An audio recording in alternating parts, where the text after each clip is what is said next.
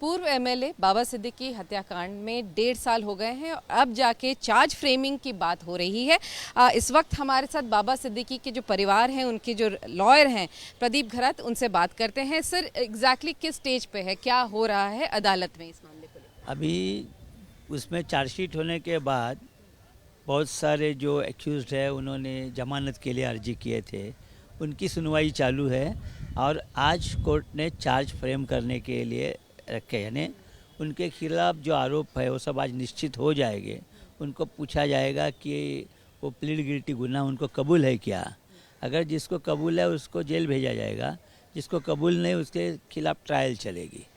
इस पूरे मामले में 27 आरोपी हैं, उनमें से एक को तो कल बेल भी मिल गया बॉम्बे हाई कोर्ट से। अगर आप देखें इस 27 जो आरोपी, उनके खिलाफ क्या कहा गया? चार्जशीट आपने पढ़ी होगी, पूरा चार्जशीट में क्या क्या बताया गया है, क्यों, क्या वजह थी इस हत्याकांड की? हाँ, इसमें जो है जो गुनाह किया वो जगह पे 3 आरोपी थे जिन्होंने एक्चुअली फायरिंग किया या फायरिंग में मदद की, वो 3 थे। बाकी जो सब है वो कॉन्स्पिरेसी करने के लिए, यानी जो इन्होंने तैयारी की गुनह की, वो कैसी कैसी की, किस किस की मदद ली। तो जिन्होंने जिन्होंने इस गुनाह करने के लिए मदद की है इस तरह या उस तरह, वो सबको इसमें आरोपी किया गया है, क्योंकि इसमें एमसीओसी एक्ट लगाया गया है। एमसीओसी यानी संगठित गुनहगारी, तो इसके लिए और कॉन्स्पिरेसी भी है।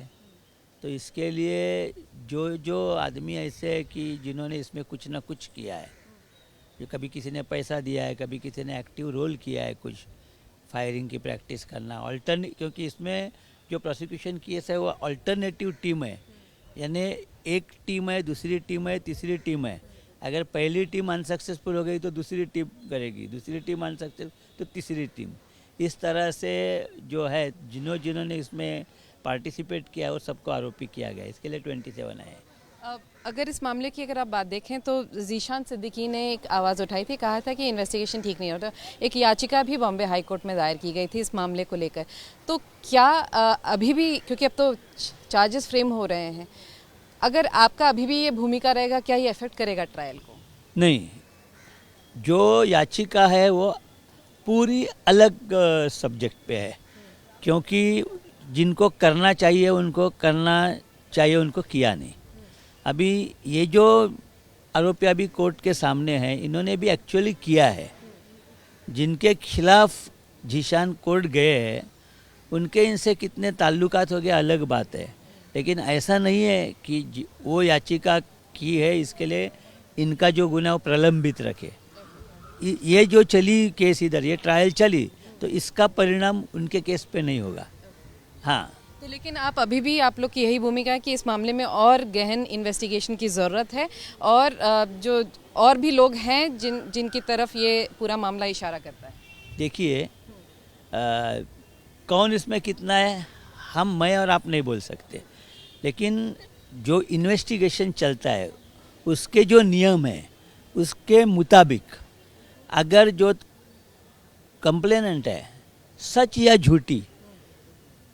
या झूठा किसका नाम लेता है, तो पुलिस की ड्यूटी बनती है कि वो वेरीफाई करे, उस आदमी को भी बुलाए, उससे इंट्रोगेशन करे, और जो एक्सपर्ट इन्वेस्टिगेशन बोलते हैं तो उनको ढूंढ निकालना है कि आदमी कितना सच बोल रहा है, कितना झूठ बोल रहा है, क्या पार्टिसिपेशन है उसका।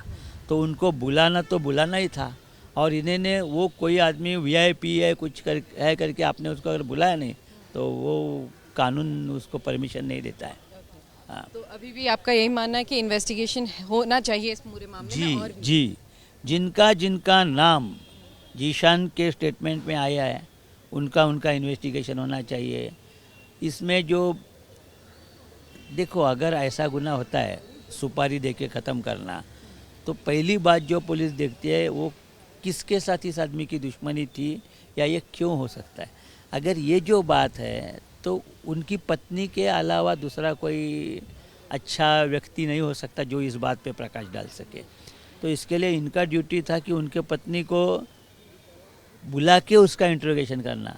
अभी समझो, पहला उनका कहना है कि हम बोले थे, लेकिन वो ज़ीशान बोला कि मम्मी को डिस्टर्ब मत। ठीक है, पहला एक हफ्ता तक समझो वो वाइफ है, आखिर उससे गवाया अपना पति, उसको ना डिस्टर्ब करो। या वो मुस्लिम है, उन लोग का 40 दिन तक कुछ रहता है, मत डिस्टर्ब। उसके बाद क्या 41st डे को क्यों नहीं बुलाया, आज तक क्यों नहीं बुलाया, ये सवाल है। तो अब एक तो ये कि बाबा सिद्दीकी की पत्नी का स्टेटमेंट रिकॉर्ड होना चाहिए था, जो अब तक नहीं हुआ है, और साथ ही जो वो कह रही हैं, जो मुद्दे वो उठा रही हैं, उसकी तरफ इन्वेस्टिगेशन होना चाहिए। क्योंकि वो बहुत डिस्टर्बिंग मुद्दे है, बहुत डिस्टर्बिंग मुद्दे है। वो मिडनाइट को पति को 4 बजे पति उसका मैसेज भेजता है कि आई एम डिस्टर्ब या द बास्टर्ड्स आर बुलिंग, ऐसे वर्ड्स उसने यूज़ किए हैं, and I can not tolerate. या कोई बिल्डर लिखता है कि मैं तुम्हारे बेटे का ख़त्म करियर कर सकता हूँ। आज एमएलए या जो एक्स मिनिस्टर है या उसका एमएलए बच्चा है उसको अगर कोई ऐसा लिखा तो आदमी कितना पावरफुल चाहिए, ये हमारा कहना है। और वो उसको जो ये पावर है वो धमकी देने की कि मैं तेरे बेटे का जो पॉलिटिशियन एमएलए है उसका करियर मैं ख़त्म कर सकता हूँ, वो पावर उसको कहाँ से आती है? क्या पुलिस ने इन्वेस्टिगेशन किया इसमें? ये कौन है पीछे की जिसकी वजह से या इस तरह की बात कर रहा है? ये पुलिस का काम था ढूंढना, और इस एंगल से अभी तक पूछताछ जांच पड़ताल हुई नहीं। कुछ नहीं। ये जो मेरा जो एक्सपीरियंस है तो उसके मुताबिक पुलिस को वही सवाल आता होगा कि बड़ा आदमी तो हम कैसे बुलाए, जाके उसके पास करो ना आप इंट्रोगेशन, जिसको करना है उसको। अगर इस पूरे मामले में जहाँ तक 27 लोग जो हैं उनकी बात करें, तो अगर ड्राफ्ट चार्जेस जब दिए जाते हैं तो उसमें क्या क्या चार्जेस लगाए हैं? क्या वो सब जो इन्वेस्टिगेशन जो जिसका आप कह रहे हैं उसका कोई ताल्लुक नहीं है इससे, तो भी क्या ये अदालत आगे जा सकती है इस पूरे मामले में, इनके खिलाफ ट्रायल शुरू? नहीं, देखो 2 बातें हैं इसमें। पहली बात जो है एक्चुअल मर्डर, दूसरी बात है वो एक्चुअल मर्डर करने के लिए किसने किसने क्या क्या मदद की। यानी कि समझने की अपन कोशिश करें तो वेपन्स लाने पड़ते हैं, उनको वेपन्स देने पड़ते हैं, वेपन्स चलाने की प्रैक्टिस करनी पड़ती है। ये सब तो है मुंबई पुलिस की चार्जशीट में, किसने किया, कितने लॉजिस्टिकल मदद ने किया, और ये जो है ये कौन करवाता है। तो ये कौन करवाता है तो पुलिस का कहना है कि अनमोल बिश्नोई ने करवाया, जो सच नहीं। लेकिन अभी आगे चलना है तो अनमोल बिश्नोई ने करवाया इतना तो सच है, किसके कहने पे किया वो आया नहीं है।